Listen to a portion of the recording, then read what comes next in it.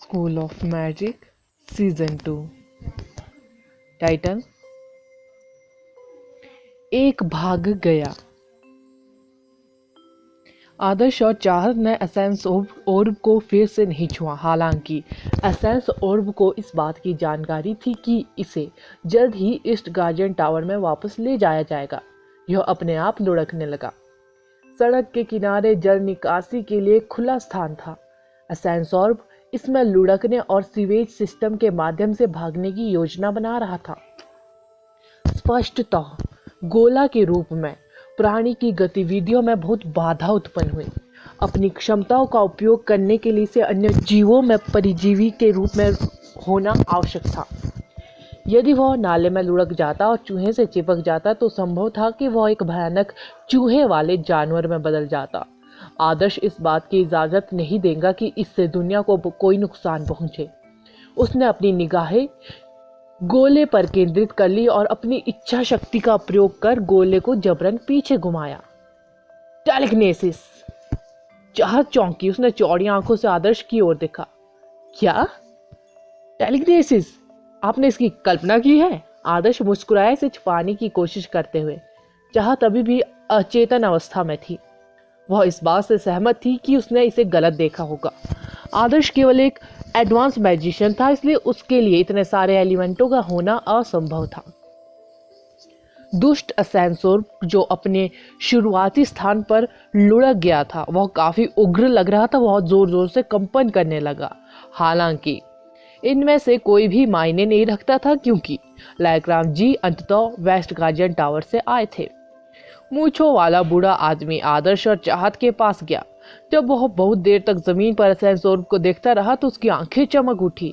एसेंसोर्ब लाइक्राम जी से डरता हुआ प्रतीत हो रहा था। यह गतिहीन रहा, मानो यह कोई सामान्य काला गोला हो।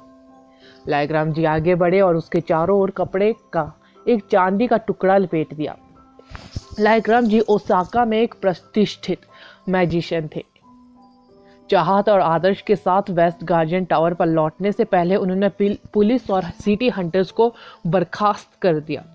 यह स्पष्ट था कि लाइक्राम जी कमांडर तागागी को इसकी जानकारी होने से रोकने के लिए समाचार को नियंत्रण में रखने में कामयाब रहे थे। लाइक्राम जी आदर्श और चाहत को खुली छत वाले कमरे में ले आए। चांद और सितारों से निकलने वाली रोशनी कमरे में फैल गई और दीवारों पर लटकी सजावट से वह जगमगा उठी। ऐसा लगा जैसे वे एक विशाल शानदार आकाश गंगा में बैठे हो, चांद और सितारों को रोशनी में स्नान का आनंद ले रहे हो। चाहत लकड़ी के फर्श पर अपने घुटनों के बल बैठी थी। उसके बाल नीचे की ओर लटक रहे थे। उसका सिर नीचे की ओर था, जैसे कि कोई लड़की जिसने कुछ गलत किया हो फिर भी उसे सजा मिलने का डर नहीं है। आदर्श भी जमीन पर बैठकर दीवारों पर की गई सजावट को देख रहा था। लाइक्राम जी चंद्रमा की रोशनी में दोनों की ओर पीठ करके बैठे थे। वह बेहद सख्त दिख रहे थे। चाहत, मैं बहुत निराश हूं, लाइक्राम जी ने कहा। मुझे अपनी गलती का एहसास है। चाहत ने आवाज उठाने की हिम्मत नहीं की। भले ही आपको पता चला कि इवाता ईस्ट गार्जियन टावर में बंद था, आपको पहले पूरी घटना की जांच करनी चाहिए थी। आपके लापरवाह कदम से भले ही सब कुछ बिल्कुल वैसा ही हो जैसा आपने सोचा था, इससे स्थिति और खराब हो जाएगी, लाइक्राम जी ने कहा। मुझे नहीं पता था कि किससे पूछा जाए। अगर वफादार इवाता भी अब ईस्ट गार्जियन टावर में कैद है। चाहत ने अपना सिर और नीचे करते हुए कहा। तो आपने उस पर विश्वास करना चुना, लाइक्राम जी ने कहा। चाहत ने आदर्श की ओर देखा और चुप हो गई। मैं एक भारी व्यक्ति हूँ, इसलिए ऐसा कोई रास्ता नहीं है जिससे मैं खुद को अंदरूनी कलह में फंसने दूं।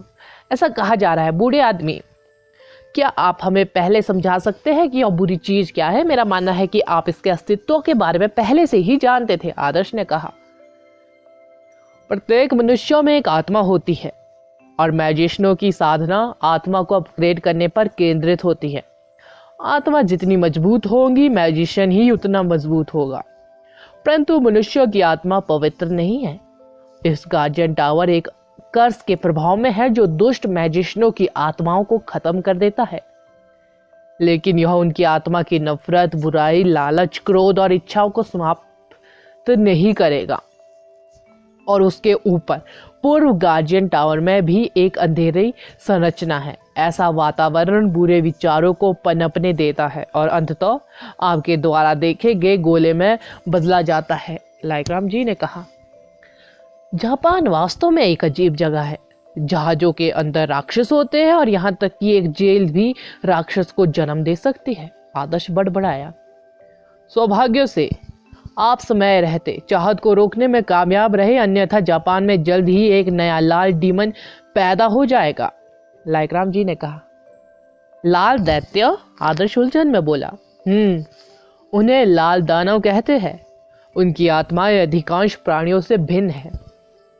वे गहरे लाल रंग के हैं। उनके द्वारा नियंत्रित प्रत्येक जीव अपनी मृत्यु के बाद एक गहरे लाल रंग का बुरा निशान छोड़ देगा। लाइकराम जी ने कहा। चाहत ने भी सिर हिलाया। जब वह पैदल चलने वालों पर अटैक कर रही थी तो उसकी आंखें उनकी आत्माओं को देख पा रही थी। इसके अलावा जब उसके पौधों ने उन पर कब्जा कर लिया तो पता चला कि उनकी आत्माओं पर गहरे लाल रंग की मोहर लगा दी गई थी, जैसे कि उन्होंने किसी शैतान के साथ कॉन्ट्रैक्ट साइन किया हो। एक गहरा लाल आत्मा चिन्ह? आदर्श कांपते हुए जमीन से उठा। जीवित जीव की आत्मा, चाहे वह डीमन प्राणी हो, भूत या शैतान आत्मा हो, मरने के समय या तो नीली या हरी होती है। वहां कभी कोई लाल आत्मा नहीं थी। हालांकि आदर्श को स्पष्ट रूप से याद था कि ईशाना ने चुटकी के पिता की हत्या के समय उनकी आत्मा के अंदर अजीब गहरे लाल निशान का उल्लेख किया था। पिशाचनी लोलन के मारे जाने पर भी यही हुआ था। बूढ़े आदमी, क्या पहले कोई लाल डीमन ईस्ट गार्जियन टावर से भाग गया था? आदर्श ने सख्त चेहरे के साथ पूछा। लाइकराम जी कांप उठे। वह चौंक कर पलटे और आदर्श की ओर देखने लगी, जिसने अचानक ही यह सवाल पूछ लिया। चाहत भी अपने पैरों पर खड़ी होगी। उसे समझ नहीं आया कि आदर्श इतना उत्तेजित क्यों था। बूढ़े के चेहरे पर कठोर भाव थे। उसकी भूरी आंखें अतीत के डर से कांप रही थी। कैसे? तुम्हें यह कैसे पता चला? लाइकराम जी ने अपनी निगाह आदर्श पर टिका दी। आखिरी लाल डीमन लाइकराम जी को जीवन भर परेशान करने वाला एक बुरा स्वप्न रहा। इतने सालों के बाद भी लाइकराम जी अभी भी ठंडे पसीने से लथपथ हो जाते थे जब उन्हें सपना आता था कि उस रात क्या हुआ था। यह सच था कि कई साल पहले एक लाल दानव ईस्ट गार्जियन टावर से भाग गया था। अब तक टावर के पुराने अभिभावकों ने इसके बारे में किसी को बताने की हिम्मत नहीं की थी। उन्होंने कभी नहीं सोचा था कि चीन का एक छात्र उस रहस्य को उजागर कर देगा जिसे उन्होंने इतने सालों तक छुपाने की कोशिश की। चाहत चौंकी। उसने पहली बार अनुभव किया था कि लाल दानव कितना भयानक था और उसे आश्चर्य हुआ ईस्ट गार्जियन टावर ने इतनी खतरनाक और भयानक चीज को भागने दिया था। School of magic season 2 title. पहला लाल दानव। पश्चिमी पहाड़ी पर पहाड़ी सड़क एक छोटे से रास्ते में बदल गई जो कारों के लिए दुर्गम था।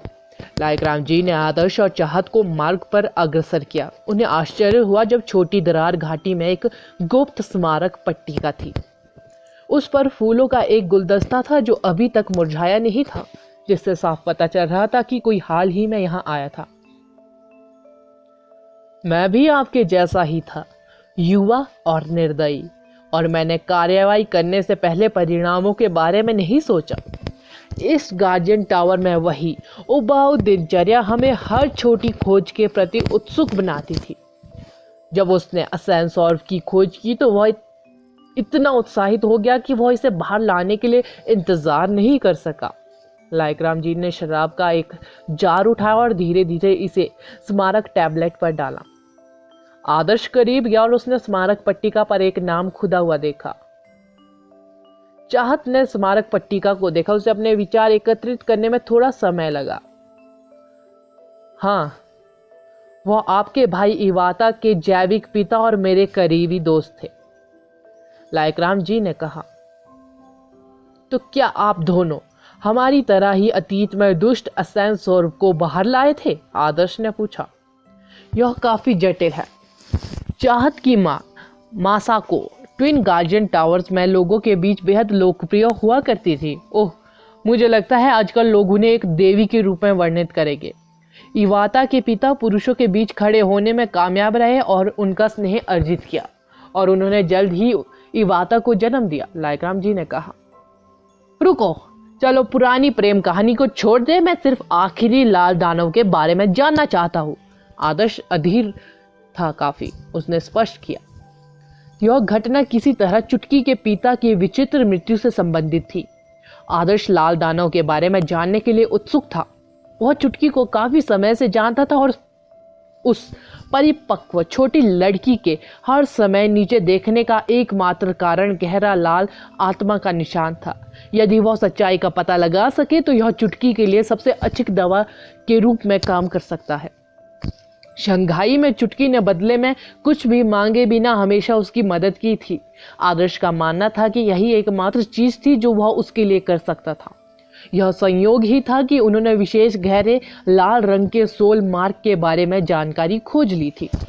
ऐसे में वह सच्चाई का पता लगाना चाहता था ताकि वह चुटकी को अपनी खोज के बारे में बता सके। यह इस तरह हुआ। काजुकी, इवाता के पिता का नाम है, जो कि और मैं एसेंस ओर्ब की खोज करने वाले पहले व्यक्ति थे और हमने तेगामी और मासाको को बताया। मासाको ने सुझाव दिया कि हमें इसकी सूचना कबीले को देनी चाहिए, लेकिन तेगामी ने सुझाव दिया कि हमें अपनी ताकत में सुधार करने के लिए कक्षा में ऊर्जा को अपग्रेड करना चाहिए ताकि हम कबीले के लोगों के बीच अलग दिख सके। हमने ऊर्जा को कक्षा में अवशोषित कर लिया और इसे आपस में समान रूप से विभाजित कर लिया। पहले तो कुछ नहीं हुआ और हमारी कल्टीवेशन में उल्लेखनीय सुधार हुआ। हालांकि सलाहकार मासोको और कमांडर तेगामी और मैंने अलग अलग व्यवहार करना शुरू कर दिया। हम डीमन प्राणियों को मारने में आनंद ले रहे थे। बाद में हमने ईस्ट गार्जन टावर में कैदियों पर भी अत्याचार किया। लायकराम जी ने कहा, आपका दिमाग एसेंस ओर्ब से भटक गया था, है ना? आदर्श ने कहा, हाँ, यह बदतर हो गया। कमांडर तेगामी ने सुझाव दिया कि हमें ईस्ट गार्जियन टावर में और अधिक अपराधियों को कैद करना चाहिए ताकि एसेंस ओर्ब उनकी आत्माओं से अधिक ऊर्जा को अवशोषित करने में सक्षम हो, हमें अधिक शक्ति प्रदान करने के लिए। लायकराम जी ने अतीत के बारे में बात करने में अनिच्छुक लग रहे थे, फिर भी वो कह रहे थे, उस समय के दौरान जब उसने खुद पर नियंत्रण खो दिया, उसने बहुत सी ऐसी चीजें की जिनका उसे बहुत पछतावा था। क्रूरता और बुराई बढ़ती गई और उनके दिलों में गहरी जड़ें जमाती गई। आप इसके नियंत्रण से कैसे मुक्त हो गए? आदर्श ने पूछा। यह स्पष्ट था कि घटना के बाद बूढ़ा व्यक्ति बहुत अधिक सज्जन और दयालु हो गया था। यह काजुकी था। वो हमारे बीच सबसे तर्क संगत है। जब उन्हें एहसास हुआ कि गोला कैदियों की आत्मा से नफरत और बुरे विचारों को खत्म कर रहा है, तो उन्होंने हमें एसेंस के साथ कल्टीवेशन करने से रोकना शुरू कर दिया। लेकिन हम अपने लालच में अंधे हो गए थे। लायकराम जी ने कहा, पश्चाताप और दुख से भरी सांस ली। तो तुमने उन्हें मार डाला? आदर्श ने कहा। बकवास!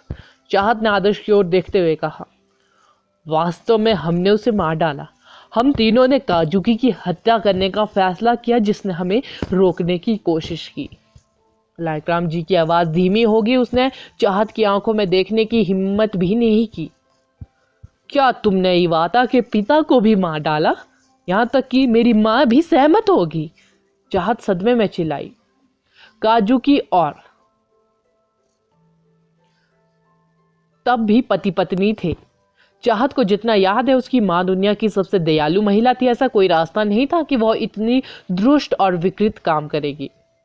लायकराम जी को पता था कि चाहत के लिए सच्चाई को स्वीकार करना कठिन है, फिर भी उसके पास इसे प्रकट करने के अलावा कोई विकल्प नहीं था। सच्चाई यह है कि उसने यह सुझाव दिया था।